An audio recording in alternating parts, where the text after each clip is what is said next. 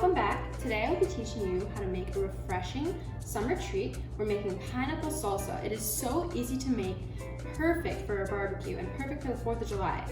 You just need a few ingredients, so it's very simple to make. We're gonna start out with 2 pounds of pineapple. You can use fresh pineapple or from the can, depending on what you have. We're gonna add that to our bowl.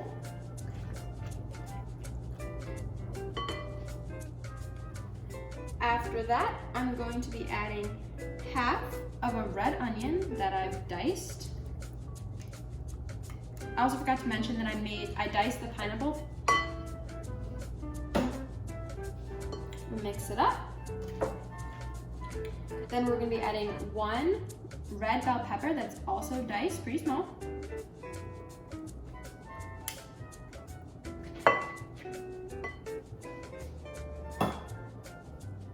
We're going to be adding half a bunch of cilantro that I've roughly chopped.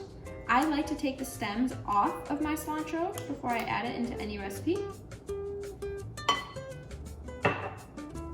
And then we're going to be using the juice from 4 limes. If you don't have any limes, you can use a 1/3 cup of lime juice. And stir.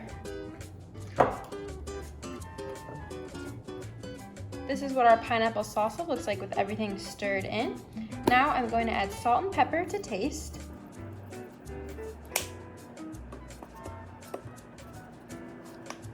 And mix it up.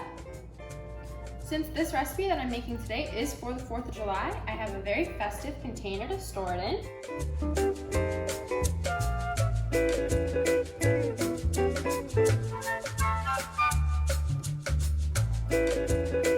This pineapple salsa looks so amazing and it is very refreshing. I serve it with tortilla chips and it is the perfect mix of salty and sweet. Enjoy! If you need the recipe, it'll be in the description.